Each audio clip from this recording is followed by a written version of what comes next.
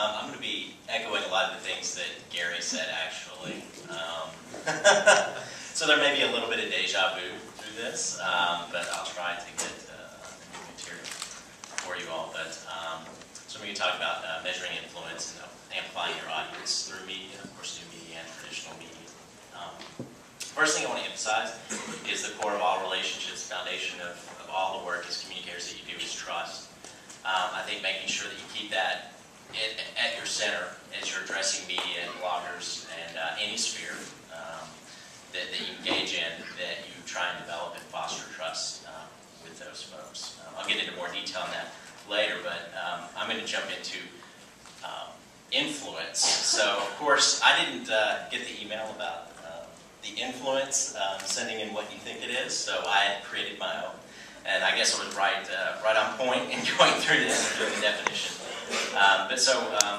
What I define influence as is having action at your point of need, which I think falls in line with a lot of the ones that were illustrated earlier. But I thought the components of it were influence are authority, which again Gary went into detail on authority and why that's important. But brand is also important because the visibility that comes along with having a big brand, the connection, what ways they're actually connected with the world. Are they deep in social media? Are they through major media outlets? How connected are they? That's important. And then expertise. If you're dealing with an economist with a PhD, then you know that you have the expertise probably that's necessary to do some of the economic analysis that you need. So obviously that's an influencer in the sense of knowledge.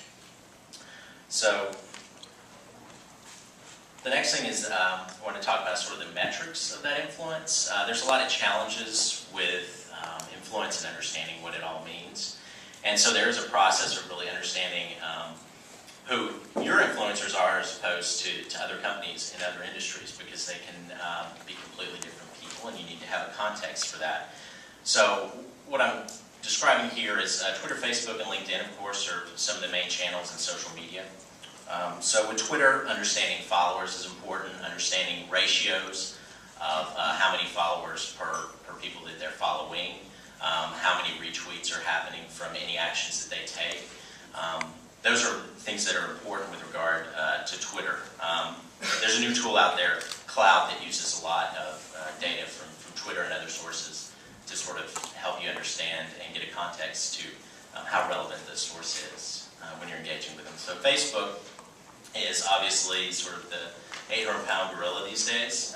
Twitter is big, but by volume, Facebook has the lion's share of influencers and people involved. So it's important to understand followers and fans when you're creating the pages for clients.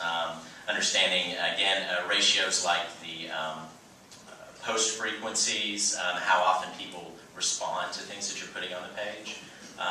And be aware, if you're making an impact, then make sure that you're following that lead and you're doing other things similar to the vein that you were in when you were getting those great responses, and build on that.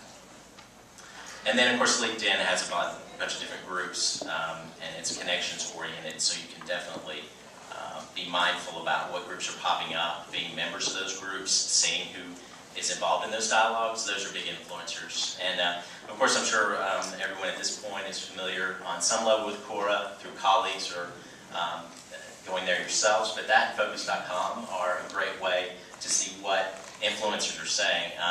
I know, for example, the legend of metrics, Katie Payne here, I'm going to give her a shout out because I put a question there. She put a question out there on Quora, and she was on top of it. And that was fantastic because you can start to identify people that you didn't already know about that are influential through that. So how are they important? I'm going to kind of go back to the basics of sort of the sports analogy here, the offense and defense. When you're embarking on work for clients, offense and defense is an integral part of the strategy that you have. So you have to be able to understand and have that action at your point of need as far as on the defensive side as well as on the offensive side. So can they carry your message? Can they increase your visibility? Is it someone that's going to have a long tail benefit for you? or is it a short-run benefit? And then there's defense. I was actually at an event a couple weeks ago. I think it was Marriott maybe had mentioned this concept of a Twitter swarm. So if you're dealing with a big brand and someone comes in and starts saying something negative about that brand, if you built a lot of influencers and you have a lot of advocates on your side, this Twitter swarm thing will happen where they'll come in and they'll just start bombarding it with great information and saying, no, they're fantastic, and just completely drowning out that negative feedback. So that's a real tool that's, it's fantastic as you build brands and build your influencers. So there's sort of a decision point that we all make in all the things that we do. So we're sort of informed by our experience over time, and then we call on influencers, people that we respect, to help us make decisions, and then there's that point of action. So the key is being A instead of B when someone's getting that point of decision. So you want to be the one that they go with versus someone else, and having those influencers tied in is critical at that point. Now, of course, the business case is critical, so ROI. Baseline is where you start. You need to measure results over time. I saw there's a lot of frameworks. So this is the time when C-level wants really to see results. They want to see the money, where it's going, where it's coming in, and what's happening. So you need to understand the deltas of results and then the revenues that you realize at the end. And then the process is key. So I'd identified 3 stages, which are, identifying the influencers, which I've described, engaging with them, which is contacting them, respecting their time. I'm going to get into that in detail in a moment with regard to media. And then the ROI is the trust is going to go up, the awareness is going to go up, revenues will go up, your security, Twitter swarm thing will go up. And then you have, again, we have actually the Edelman Trust Barometer. It's a great resource. So you have, one thing that I keyed on was the change over time of trust with CEOs and credentialed spokespeople moving above someone like yourself, which is a huge shift that you need to understand when you're trying to discover influencers. So now we're back to trust again. Relationships, media and bloggers, the basics. Don't screw them over. Don't screw them over is pretty basic, right? If you fail to respond to them when they're calling on you, and you've been banging on their door for a long time, that's going to hurt you. Don't provide bad sources. Don't provide bad information. If you do any of these things, you're going to end up in the penalty box, and there's a long stay in the penalty box with media, sometimes permanent.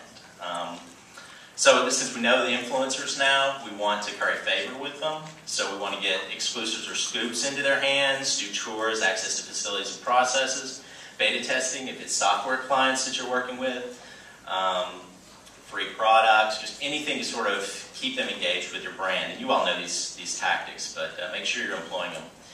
And then reputations matter. So this quote here, reputation for 1,000 years may depend on the conduct of a single moment. You can add tweet on that these days, I think. Maybe Kenneth Cole might be a good example. That was definitely damaging. And then ethics and protocols are important. So the media, when you're engaging with them, be very mindful of what's proper and what's not. They'll have pretty consistent standards on what they think is going to be appropriate for you. So takeaways, know your influencers, engage with your influencers, cultivate relationships, and then trust your efforts. Because if you have a foundation of trust, then you're going to be successful and they're going to